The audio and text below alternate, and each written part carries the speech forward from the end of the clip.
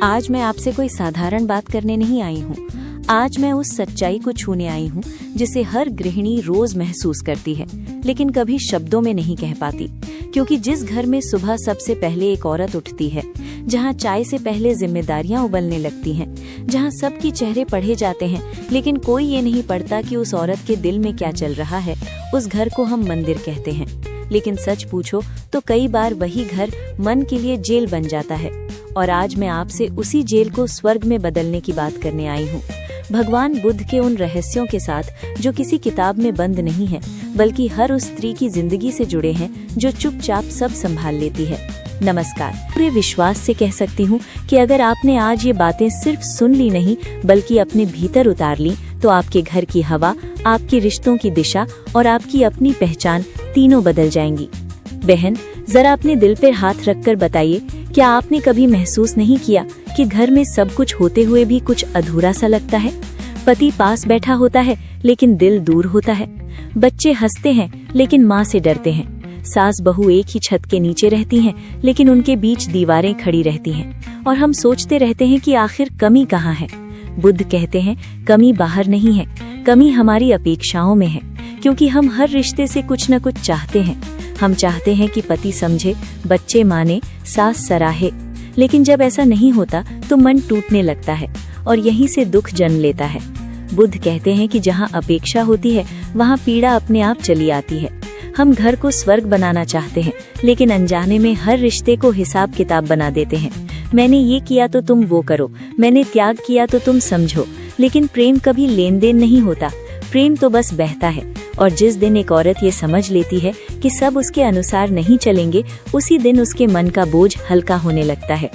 आप सुबह से शाम तक बिना रुके काम करती हैं, झाड़ू पोंछा, खाना, बच्चों की पढ़ाई, पति की चिंता, सास ससुर की सेवा, और इन सब के बीच आपके मन में एक छोटी सी आवाज चलती रहती है कि कोई तो मेरी मेहनत देखे, कोई तो कहे कि तुमने अच्छा किया।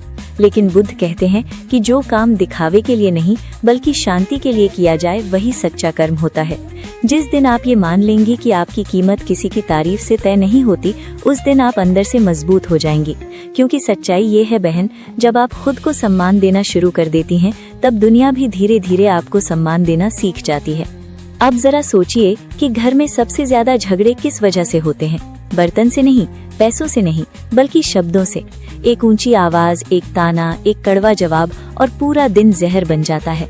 बुद्ध कहते हैं कि क्रोध को पकड़ कर रखना जलते हुए कोयले को हाथ में रखने जैसा है। उससे सामने वाला नहीं जलता, आप खुद जलती हैं। जब पति गुस्से में बोलता है तो जवाब देने का मन करता है। जब सास ताना देती है तो दिल में आग लग जाती है। जब बच्चे नहीं सुनते तो चिल्लाना आसान लगता है। लेकिन बुद्ध कहते हैं कि करुणा कमजोरी नहीं है, बल्कि सबसे बड़ी ताकत है। क्योंकि जिस दिन आप गुस्से का जवाब शांति से देने लगती हैं, उस दिन सामने वाला खुद चुप हो जाता है। करुणा का मतलब ये नहीं कि आप गलत सहें, करुणा का मतलब ये है कि आप अपने मन को जहर से बचाएं। क्योंकि जब आप शांत रहती हैं तो सबसे पहले आप सुरक्षित रहती हैं, और एक शांत स्त्री ही अपने घर को स्वर्ग बना सकती है। अब जरा अपने घर की उस सुबह को याद कीजिए, जब सब उठ चुके होते हैं लेकिन मन अभी भी भारी रहता है। जब पति अखबार या मोबाइल में खोया होता है और आपको लगता है कि आपकी बात सुनने वाला कोई नहीं। जब आप कुछ कहना चाहती हैं लेकिन शब्द गले में अटक जाते हैं क्योंकि डर लगता है कि फिर बहस ना हो जाए। और यहीं से पति पत्नी के बीच वो दूरी पैदा होती है जो दिखाई नहीं देती लेकिन महसूस बहुत होती है। बुद्ध कहते हैं कि रिश्ता तब टूटता नहीं जब दो लोग अलग सोचते हैं। रिश्ता तब टूटता है जब दो लोग एक दूसरे को सुने बिना अपनी बात मनवाने लगते हैं। हम सोचते हैं कि सामने वाला बदले, लेकिन बुद्ध कहते हैं कि बदलाव हमेशा अपने भीतर से शुरू होता है। जिस दिन आप ये तय कर लेंगी कि आपको हर बात का जवाब नहीं देना है बल्कि हर बात को समझना है, उसी दिन आपके रिश्ते की दिशा बदलने लगेगी। बहन, आपने गौर किया होगा कि कई बार पति कुछ ऐसा कह देता है जो आपको चुभ जाता है, और आप पूरा दिन उसी एक वाक्य को मन में दोहराती रहती हैं। खाना बनाते समय, बच्चों को पढ़ाते समय, यहाँ तक कि रात को सोते वक्त भी वही बात दिल में चलती रहती है। बुद्ध कहते हैं कि हम दूसरे के शब्दों से नहीं दुखी होते, हम अपनी यादों से दुखी होते हैं। क्योंकि हम उस बात को छोड़ते नहीं हैं, पकड़ कर बैठ जाते हैं, और फिर वही बात हमारे भीतर जहर बन जाती है। बुद्ध का रहस्य ये है कि जो बात बीत चुकी है उसे मन में दोबारा जीना अपने ही सुख को मारना है। जिस दिन आप ये कला सीख लेंगी कि सुनना है लेकिन पकड़कर नहीं रखना, उस दिन आपके मन में हल्कापन आ जाएगा और पति पत्नी के बीच की कड़वाहट अपने आप कम होने लगेगी। अब सास बहू के रिश्ते की बात करें तो यहाँ सबसे ज्यादा गलतफहमियां होती हैं, क्योंकि दोनों ही औरतें होती हैं, दोनों ने त्याग किया होता है, दोनों चाहती हैं कि उनकी बात मानी जाए। लेकिन बुद्ध कहते हैं कि टकराव तब होता है जब दो लोग एक ही जगह खड़े होकर एक दूसरे को हटाना चाहते हैं। समाधान तब मिलता है जब एक कदम पीछे लिया जाता है। बहन, इसका मतलब ये नहीं कि आप झुक जाएं या खुद को छोटा करें। इसका मतलब ये है कि आप स्थिति को ऊपर से देखें। जब सास कुछ कहती हैं तो आप तुरंत उसे अपमान न समझें, बल्कि ये समझने की कोशिश करें कि वो डर से बोल रही हैं, अपने बेटे को खो देने के डर से, अपने महत्व के कम हो जाने के डर से। बुद्ध कहते हैं कि जब आप किसी के डर को समझ लेती हैं तो उसका क्रोध अपने आप छोटा हो जाता है और यहीं से रिश्तों में शांति की शुरुआत होती है।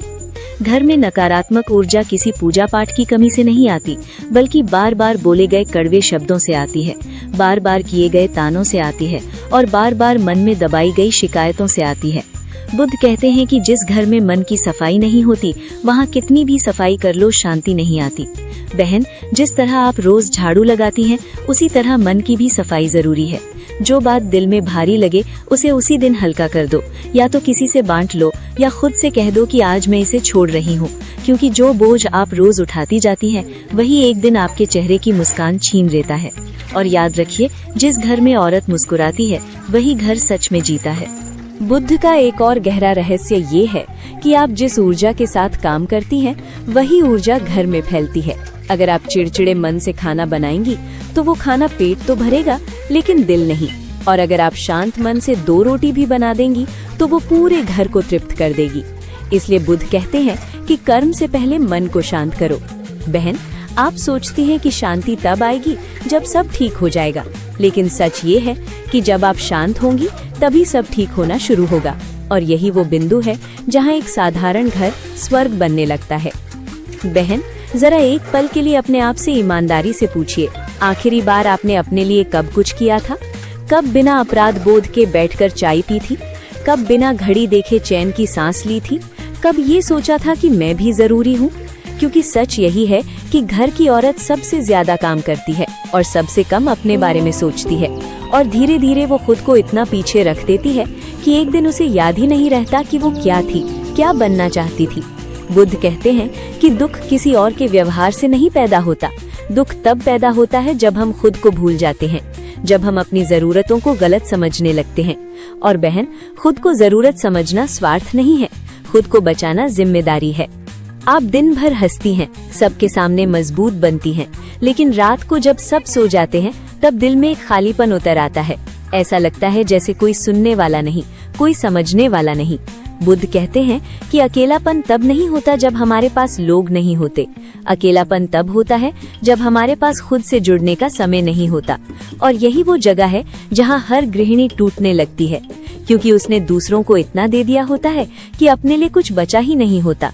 बुद्ध का रहस्य ये है कि जो स्त्री खुद से जुड़ी रहती है वही दूसरों को सच में जोड़ पाती है, और जो खुद को भूल जाती है वो सबके बीच रहते हुए भी अकेली हो जाती है। बहन, आपने महसूस किया होगा कि कई बार बिना वजह रोने का मन करता है, छोटी छोटी बातों पर दिल भर आता है, और फिर आप खुद से ही कह देती हैं कि शायद मैं ज्यादा सोच रही हूँ। लेकिन बुद्ध कहते हैं कि जो भावनाएं बाहर नहीं आती वो बीमारी बन जाती हैं। आंसू कमजोरी नहीं होते, आंसू मन की सफाई होते हैं। जिस तरह पसीना शरीर को हल्का करता है, उसी तरह रोना मन को हल्का करता है। इसलिए खुद को मजबूत दिखाने की जिद छोड़ दीजिए, क्योंकि सच्ची ताकत अपने दुख को स्वीकार करने में होती है, ना कि उसे छिपाने में। अब जरा उस गुस्से की बात करें जो अंदर ही अंदर पलता रहता है, वो गुस्सा जो आप दिखाती नहीं लेकिन महसूस हर पल करती हैं। जब कोई आपकी मेहनत को हल्के में ले लेता है, जब आपकी बात सुनी नहीं जाती, जब आपके त्याग को आपकी मजबूरी समझ लिया जाता है। बुद्ध कहते हैं कि दबाया हुआ गुस्सा सबसे ज्यादा खतरनाक होता है, क्योंकि वो आवाज नहीं करता, वो धीरे धीरे भीतर से इंसान को खा जाता है। बुद्ध का रहस्य ये है कि गुस्से को दबाना नहीं है, उसे समझना है। अपने आप से पूछना है कि मुझे तकलीफ क्यों हो रही है, और जिस दिन आप अपने गुस्से की जड़ पहचान लेंगी, उसी दिन उसका असर कम होने लगेगा। बहन, समाज ने हमें सिखाया है कि अच्छी औरत वही है जो सहन करती है, चुप रहती है और खुद को पीछे रखती है। लेकिन बुद्ध कहते हैं कि जो खुद को मिटा दे वो दूसरों को रोशनी नहीं दे सकता। दीपक तभी जलता है जब उसमें तेल होता है, और अगर आप खुद खाली हो जाएंगी तो घर को रोशनी कैसे देंगी। इसलिए अपने लिए थोड़ा समय निकालना, अपने मन की सुनना, अपनी पसंद को जिंदा रखना कोई पाप नहीं है, बल्कि यही वो रास्ता है जिससे घर में सच्ची शांति आती है, क्योंकि खुश स्त्री के घर में झगड़े टिक नहीं पाते। बुद्ध का एक और गहरा सत्य ये है कि हम जिस पहचान से खुद को जोड़ लेते हैं वही हमें बांध लेती है। जब आप खुद को सिर्फ पत्नी, माँ या बहू मान लेती हैं, तो आप अपनी आत्मा को एक दायरे में बंद कर देती हैं। बुद्ध कहते हैं कि आप ये सब हैं, लेकिन सिर्फ यही नहीं है, आप एक स्वतंत्र आत्मा है। और जिस दिन आप ये याद कर लेंगी कि आपकी पहचान किसी रिश्ते की मोहताज नहीं है, उसी दिन आपके भीतर एक नई ताकत जन्म लेगी, और वही ताकत आपके घर को स्वर्ग में बदलने की शुरुआत करेगी। बहन, अब जरा उस हवा की बात करते हैं जो घर में बहती है, जिसे हम देख नहीं सकते लेकिन महसूस हर पल करते हैं। क्योंकि कई घर बाहर से बहुत अच्छे दिखते हैं, पूजा पाठ भी होता है, तस्वीरें भी सुंदर होती हैं, लेकिन अंदर कदम रखते ही मन भारी हो जाता है। और कई घर बहुत साधारण होते हैं, छोटा सा आंगन, पुराना फर्नीचर, लेकिन वहाँ बैठते ही दिल को सुकून मिल जाता है। बुद्ध कहते हैं कि घर की नकारात्मक ऊर्जा किसी ग्रह दोष से नहीं आती, वो हमारे रोज के व्यवहार से पैदा होती है, हमारे शब्दों से, हमारी सोच से, और सबसे ज्यादा उस स्त्री की मनस्थिति से जो पूरे घर की धुरी होती है। क्योंकि जब स्त्री टूटती है तो घर की दीवारें भी चुपचाप दरकने लगती हैं। आपने गौर किया होगा कि जिस दिन आपका मन भारी होता है उस दिन बच्चे ज्यादा चिड़चिड़े होते हैं, पति बात बात पर उलझ जाता है और छोटी सी बात बड़ा रूप ले लेती है। बुद्ध कहते हैं कि मन की तरंगे शब्दों से तेज चलती हैं। आप कुछ कहें या ना कहें, आपका भाव पूरे घर में फैलता है। इसलिए बुद्ध का रहस्य ये है कि घर की ऊर्जा बदलने के लिए सबसे पहले स्त्री को खुद को संभालना होता है, अपने मन को शांत करना होता है, क्योंकि एक शांत मन 100 पूजा से ज्यादा असर करता है। बहन, नकारात्मक ऊर्जा का सबसे बड़ा कारण होता है अधूरा संवाद। वो बातें जो कहनी थी लेकिन कभी कही नहीं गई, वो शिकायतें जो दिल में दबा दी गईं, और वो दुख जो मुस्कान के पीछे छुपा दिए गए। बुद्ध कहते हैं कि जो मन में रह जाता है वही बोझ बनता है। इसलिए अगर कुछ तकलीफ है तो उसे सही समय पर सही शब्दों में कहना सीखिए। चुप्पी को सहनशीलता समझने की भूल मत कीजिए, क्योंकि चुप्पी जब सीमा पार कर जाती है तो रिश्ता खोखला हो जाता है। और बुद्ध का रास्ता हमेशा संतुलन का रास्ता है, न ज्यादा बोलना, न बिल्कुल चुप रहना, बल्कि इतना कहना कि मन हल्का हो जाए और सामने वाला भी टूटे नहीं।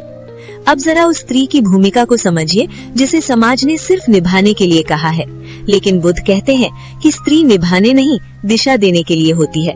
आप अगर रोज सुबह उठते ही खुद को कोसती हैं कि मेरी जिंदगी ही ऐसी है, मेरी किस्मत ही खराब है, तो वही भाव घर में फैल जाता है। लेकिन अगर आप ये सोचकर दिन शुरू करती हैं कि आज मैं शांत रहूंगी, आज मैं खुद से प्यार करूंगी, आज मैं बिना वजह मुस्कुराऊंगी, तो वही भाव पूरे घर में उतर जाता है। क्योंकि बुद्ध कहते हैं